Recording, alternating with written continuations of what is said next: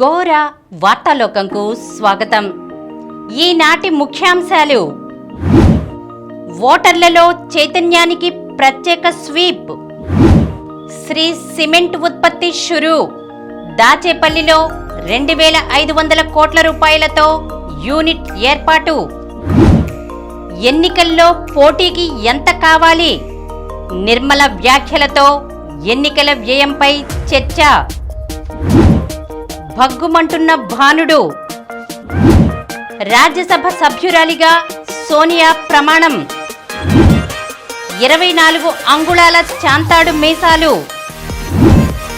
విద్యుత్ స్తంభం ఎక్కి మహిళ హల్చల్, ప్రతిభావంతులకే ఇక బ్రిటన్లో ప్రవేశం, విజయవంతంగా రాత్రివేళ అగ్నిప్రైమ్ ప్రయోగ పరీక్ష, హిమాచల్ ప్రదేశ్లో భూకంపం, సిబిఎస్ఈ 3, 6వ తరగతులకు కొత్త సిలబస్, ఒత్తిడితో ఆరోగ్యం చిత్తు, క్యాన్సర్పై పోరుకు స్వదేశీ సిఆర్టీ సెల్ థెరపీ ప్రారంభించిన రాష్ట్రపతి ముర్ము, మెరుపు ఇన్నింగ్స్తో పంజాబ్ను గెలిపించిన శశాంక్, ఖాళీ కడుపుతో వెల్లుల్లిని తినడం వల్ల కలిగే ఆరోగ్య ప్రయోజనాలు.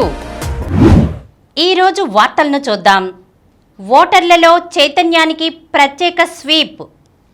దేశ ప్రజాస్వామ్య విశిష్టతను కాపాడేందుకు ప్రతి ఒక్కరూ ఓటు హక్కును వినియోగించుకోవడం ముఖ్యమని ఎన్టీఆర్ జిల్లా కలెక్టర్ ఎస్ దిల్లీరావు పేర్కొన్నారు.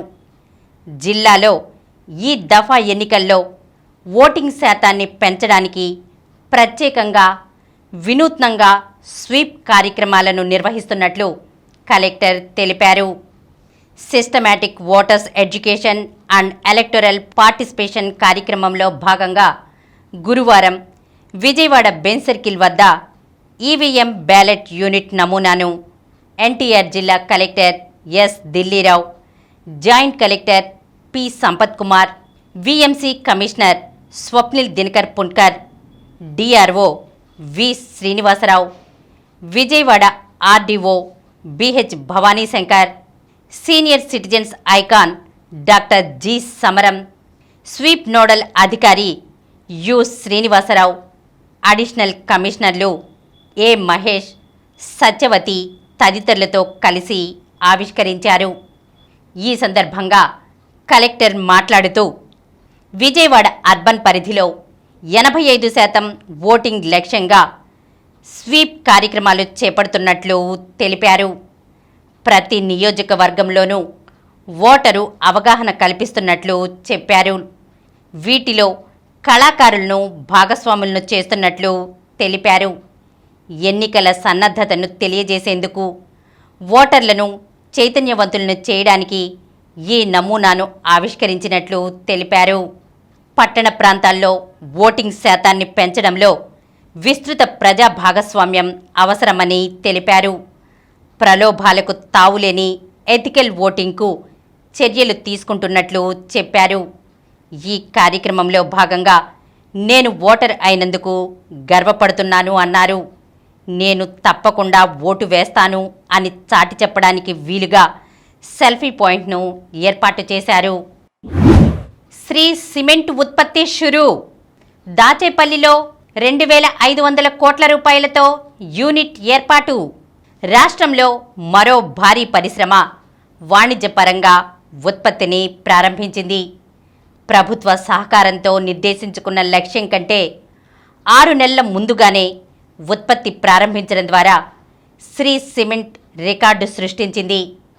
గతేడాది విశాఖ గ్లోబల్ ఇన్వెస్టర్స్ సమ్మిట్లో ఒప్పందం చేసుకున్న శ్రీ సిమెంట్ రికార్డు సమయంలోనే యూనిట్ను సిద్ధం చేసింది. పల్నాడు జిల్లా దాచేపల్లి వద్ద 2500 కోట్ల రూపాయలతో ఏర్పాటు చేసిన సిమెంట్ పరిశ్రమ వాణిజ్యపరంగా ఉత్పత్తిని ప్రారంభించినట్లు Shree cement managing director Neeraj Akhoury ప్రకటించారు. ప్రస్తుతం దేశవ్యాప్తంగా ఎన్నికల కోడ్ అమల్లో ఉన్న నేపథ్యంలో ప్రారంభోత్సవ కార్యక్రమాలు నిర్వహించకుండానే ఉత్పత్తిని ప్రారంభించినట్లు కంపెనీ అధికారులు వెల్లడించారు.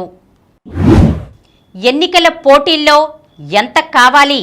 నిర్మల వ్యాఖ్యలతో ఎన్నికల వ్యయంపై చర్చ. లోక్సభ ఎన్నికల్లో పోటీ చేసేందుకు అవసరమైన డబ్బులు తన వద్ద లేవని, అందుకే పోటీకి దూరంగా ఉంటున్నానని కేంద్ర ఆర్థిక మంత్రి నిర్మలా సీతారామన్ ఇటీవల చేసిన ప్రకటన సంచలనమైంది. రాజ్యసభ ఎంపీగా ఉన్న ఆమె గతంలోనూ లోక్సభకు పోటీ చేయలేదు. అందుకు బాగా ధనబలం కావాలని తన వ్యాఖ్యల ద్వారా చెప్పకనే చెప్పారు. దాంతో ఎన్నికల వ్యయం మరోసారి చర్చనీయాంశంగా మారింది.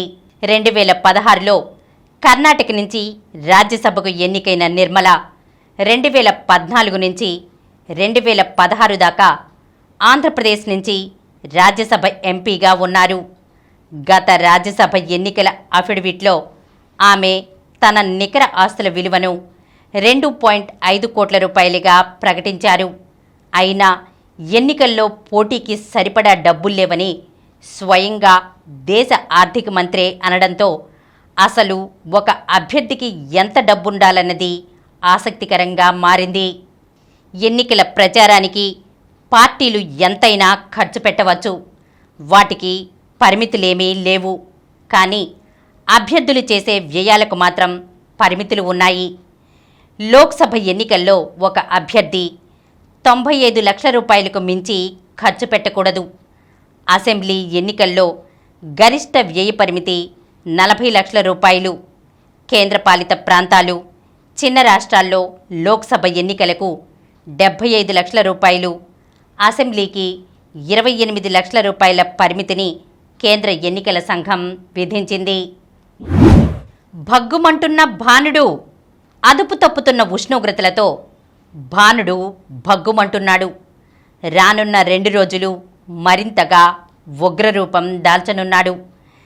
కొన్ని రోజులుగా రాష్ట్రంలో కొన్ని చోట్ల పగటి ఉష్ణోగ్రతలు 44 డిగ్రీలకు చేరువలో నమోదవుతున్నాయి. ఇన్నాళ్లు రాయలసీమలోనే ఉష్ణోగ్రతలు అత్యధికంగా రికార్డయ్యాయి.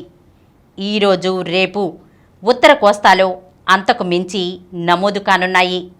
రాష్ట్ర విపత్తుల నిర్వహణ సంస్థ అంచనాల ప్రకారం ఈరోజు రేపు రాయలసీమలోని వైఎస్ఆర్, నంద్యాల, కర్నూలు, అనంతపురం జిల్లాల్లో గరిష్టంగా 41 నుంచి 43 డిగ్రీలు, దక్షిణ కోస్తాలోని పల్నాడు, ఎన్టీఆర్ జిల్లాల్లో 41 నుంచి 44, ఉత్తర కోస్తాలోని శ్రీకాకుళం, విజయనగరం, పార్వతీపురం, మన్యం, కాకినాడ, తూర్పుగోదావరి జిల్లాల్లో 41 నుంచి 45 డిగ్రీలకు పైగా గరిష్ట ఉష్ణోగ్రతలు నమోదయ్యే అవకాశాలు ఉన్నాయి. రాజ్యసభ సభ్యురాలిగా సోనియా ప్రమాణం. కాంగ్రెస్ మాజీ అధ్యక్షురాలు సోనియా గాంధీ సహా 14 మంది గురువారం రాజ్యసభ సభ్యులుగా ప్రమాణం చేశారు. వీరిలో రైల్వే శాఖ మంత్రి అశ్విని వైష్ణవ్ కూడా ఉన్నారు. వీరితో ఉపరాష్ట్రపతి, రాజ్యసభ చైర్మన్ జగదీప్ ధన్ఖడ్ కొత్త పార్లమెంటు భవనంలో ప్రమాణం చేయించారు. మాజీ ప్రధాని మన్మోహన్ సింగ్ పదవీకాలం ముగియడంతో ఖాళీ అయిన రాజస్థాన్లోని రాజ్యసభ సీటు నుంచి సోనియా ఎగువ సభ సభ్యురాలిగా అడుగుపెట్టారు. 2.5 దశాబ్దాల పాటు లోక్సభలో ఎంపీగా విధులు నిర్వహించిన ఆమె రాజ్యసభకు ఎంపికవ్వడం ఇదే తొలిసారి. 24 అంగుళాల చాంతాడు మీసాలు. ఓ వ్యక్తి తన మీసాలను పొడవుగా పెంచేశాడు. అవి ఎంత పొడవుగా పెరిగాయంటే వాటిని మడిచిపెట్టి ముడివేయాల్సిన పరిస్థితి. మీసాలకు వేసిన దారపు ముడిని తన చెవికి తగిలించుకుని తిరుగుతున్న ఆ వ్యక్తి పేరు బాల్కిషన్ రాజ్పూత్. ఉత్తరప్రదేశ్లోని హమీర్పూర్ జిల్లా బరువా గ్రామస్తుడు. ఆయనకు ప్రస్తుతం 24 అంగుళాల పొడవు మీసాలు ఉన్నాయి. అతను గత 35 ఏళ్లుగా మీసాలు కట్ చేయనే లేదు. 1991లో ఓ వ్యక్తికి 24 అంగుళాల మీసాలు ఉండటాన్ని చూశాడు. ఆ క్షణంలోనే నేను కూడా మీసాలను పొడవుగా పెంచాలని నిర్ణయించుకున్నాను అని బాల్కిషన్ వివరించారు. విద్యుత్ స్తంభం ఎక్కి మహిళ హల్చల్. భర్త, పిల్లలున్న ఓ మహిళ మరో వ్యక్తితో ప్రేమాయణం నడిపింది. చివరకు అది బయటపడడంతో ఇద్దరితో కలిసి ఉంటానంటూ మొండిపట్టు పట్టింది. అందుకు భర్త అంగీకరించకపోవడంతో విద్యుత్ స్తంభం ఎక్కి హల్చల్ చేసింది. ఉత్తరప్రదేశ్లోని గోరఖ్పూర్లో బుధవారం ఈ ఘటన చోటు చేసుకుంది. ప్రతిభావంతులకే ఇక బ్రిటన్లో ప్రవేశం. బ్రిటన్లో ఇకపై ఎక్కువ జీతభత్యాలు చెల్లించే నైపుణ్య ఉద్యోగాలకు మాత్రమే విదేశీయులు దరఖాస్తు చేసుకోవలసి ఉంటుంది. గతంలో 26,200 పౌండ్ల వరకు వార్షిక వేతనం చెల్లించే ఉద్యోగాలు చేయడానికి విదేశీయులకు నైపుణ్య ఉద్యోగ వీసాలు ఇచ్చేవారు. గురువారం ఈ వేతన పరిమితిని 48% అంటే 38,700 పౌండ్లకు పెంచారు. దీనివల్ల అధిక జీతభత్యాలు చెల్లించే ఉన్నత స్థాయి ఉద్యోగాలకు మాత్రమే విదేశీ సిబ్బంది దరఖాస్తు చేసుకోవలసి ఉంటుంది. కొత్త నిబంధన భారతీయులకు ప్రతికూలంగా ఉండబోతున్నది. బ్రిటన్లోని వైద్య సిబ్బంది, టెక్ నిపుణులు, విద్యార్థుల్లో భారతీయులు ఎక్కువే. కంపెనీలు బ్రిటిష్ పౌరులను కాదని చౌకగా విదేశీయులను నియమించుకోకుండా చూడటమే కొత్త ఉత్తర్వుల లక్ష్యం. గతేడాది బ్రిటన్లో నైపుణ్య వీసా పొందిన 3 లక్షల మంది ఈ ఏడాది కొత్త నిబంధనల వల్ల అర్హులైపోతారు.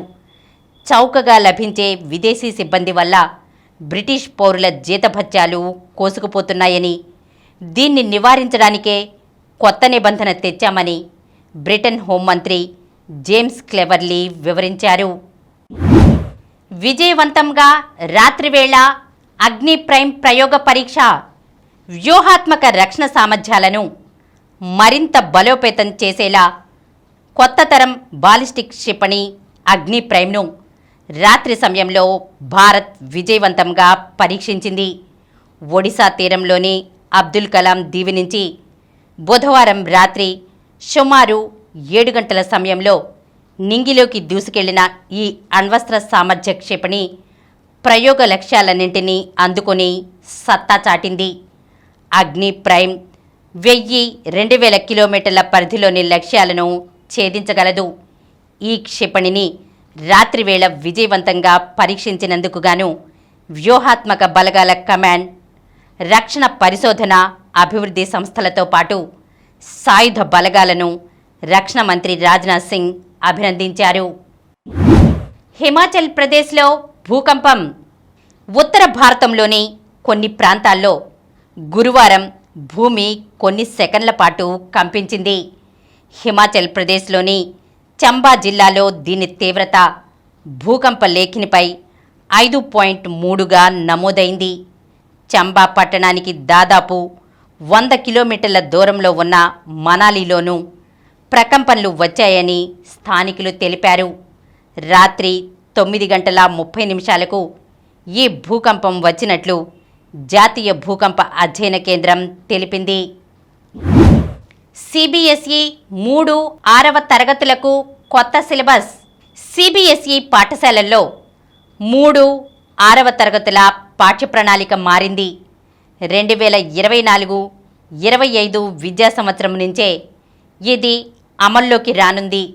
3-6వ తరగతులకు కొత్త సిలబస్తో పాఠ్యపుస్తకాలను త్వరలో విడుదల చేయనున్నట్లు జాతీయ విద్యా పరిశోధన శిక్షణ మండలి ప్రకటించింది. 3వ తరగతికి సంబంధించిన కొత్త పుస్తకాలను ఏప్రిల్ చివరి వారంలో, 6వ తరగతికి సంబంధించిన కొత్త పుస్తకాలను మే 3వ వారంలో విడుదల చేయనున్నట్లు తెలియజేసింది. పుస్తకాల విషయంలో విద్యార్థుల తల్లిదండ్రులు ఆందోళన చెందాల్సిన అవసరం లేదని సూచించింది. 4, 5, 9, 11వ తరగతుల పుస్తకాలు సిద్ధంగా ఉన్నట్లు వెల్లడించింది. అన్ని పాఠ్యపుస్తకాల డిజిటల్ కాపీలు ఎన్సీఈఆర్టీ వెబ్సైట్తో పాటు దీక్ష ఈ పాఠశాల పోర్టల్ యాప్లలో అందుబాటులో ఉంటాయి. ఒత్తిడితో ఆరోగ్యం చిత్తు. మానసిక ఒత్తిళ్లు సర్వరోగాలకు మూల కారణంగా నిలుస్తున్నాయి. తీవ్రమైన ఒత్తిడికి గురయ్యే వారిలో వ్యాధి నిరోధక శక్తి తగ్గుతోందని, ఇన్ఫెక్షన్లతో పాటు అనేక సమస్యలకు గురయ్యే అవకాశం ఉందని వైద్య నిపుణులు పేర్కొంటున్నారు. అంతేకాదు ఒత్తిడి తీవ్ర మానసిక రుగ్మతలకు దారితీస్తోందని హెచ్చరిస్తున్నారు. ఒత్తిడితో దుష్ఫలితాలు: నిద్ర పట్టకపోవడం, ఆకలి లేకపోవడం లేదా ఎక్కువ ఆహారం తినడం. ఎక్కువ ఆహారం తినేవారు ఊబకాయానికి గురవడం. హార్మోన్ల సమతుల్యత లోపించడంతో మహిళల్లో పీరియడ్స్ ఇబ్బందులు. మధుమేహం, రక్తపోటు ఉన్నవారిలో అదుపులో లేకపోవడం. తీవ్రమైన ఒత్తిడి ఉన్నవారిలో హృద్రోగ సమస్యలు. వ్యాధి నిరోధక శక్తి తగ్గడంతో ఇన్ఫెక్షన్లు సోకుతాయి.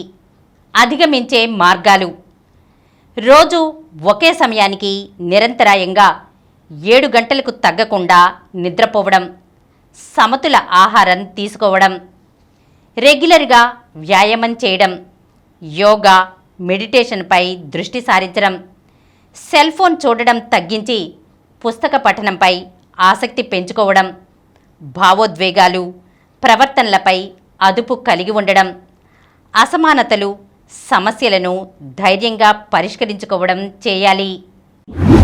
క్యాన్సర్పై పోరుకు స్వదేశీ సిఏఆర్టీ సెల్ థెరపీ.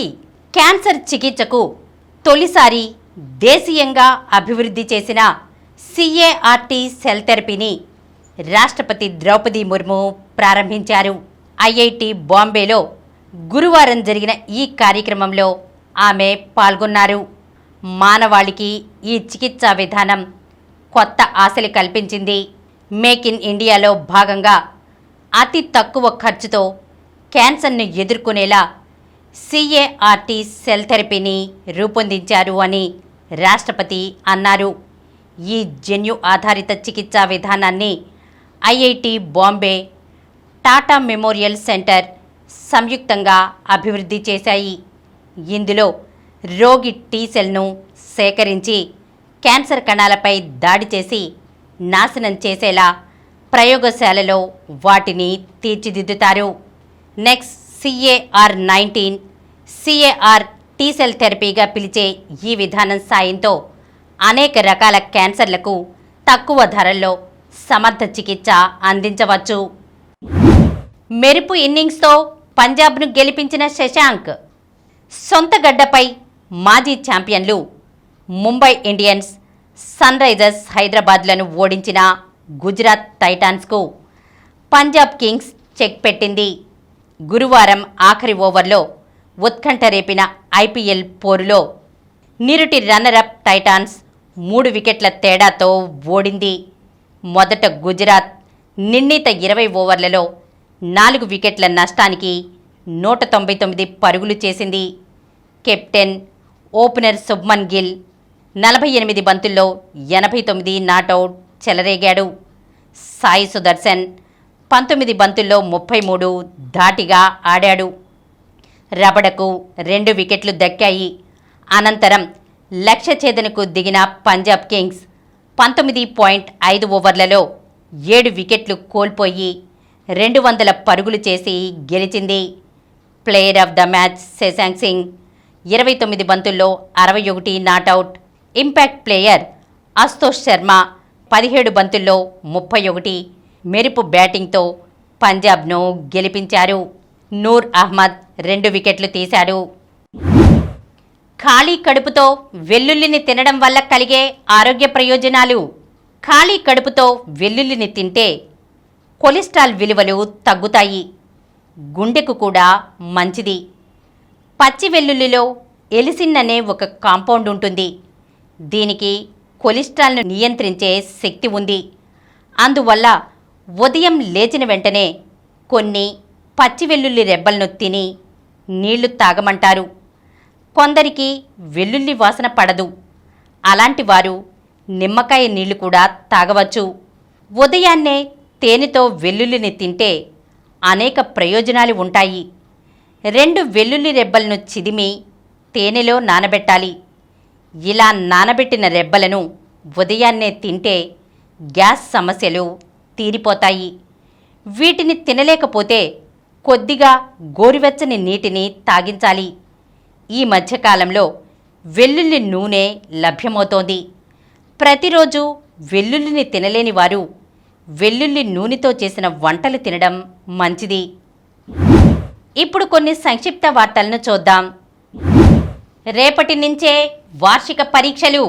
1 నుంచి 9 తరగతులకు వార్షిక పరీక్షల షెడ్యూల్లో ఏ మార్పు లేదని ముందుగా ప్రకటించిన విధంగా శనివారం నుంచి పరీక్షలు జరుగుతాయని AP SCERT director Pratap Reddy ఓ ప్రకటనలో తెలిపారు.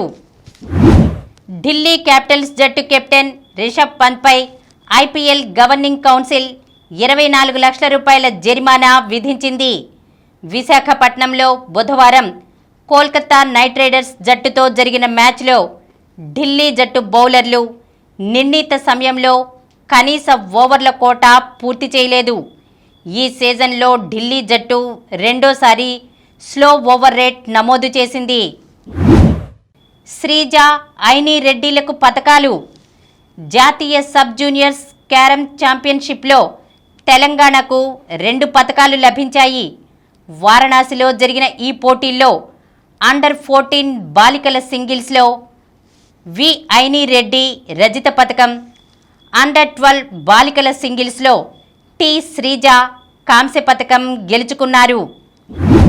ఉబెర్ కప్ టోర్నీకి సింధు దూరం. గాయత్రి, ట్రెసా, అశ్విని, తనీషా జోడీలు కూడా అవుట్. క్వార్టర్ ఫైనల్లో రుత్విక జోడీ. Kazakhstan open international challenge badminton tourney mixed doubles విభాగంలో తెలంగాణ క్రీడాకారిణి గద్దె రుత్విక శివాని క్వార్టర్ ఫైనల్లోకి అడుగుపెట్టింది. మరిన్ని వార్తా విశేషాలతో రేపటి గోరా వార్తాలోకంలో కలుద్దాం.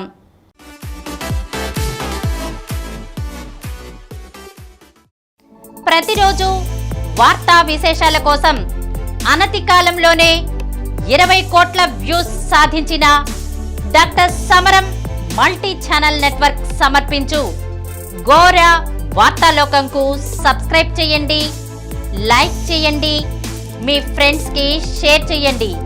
అలాగే ప్రక్కనున్న గంట సింబల్ని ప్రెస్ చేయడం మర్చిపోకండి. Please download Samaram multi-channel app and watch your favorite channels from your mobile. App available on Google Play Store and subscribe to the channels.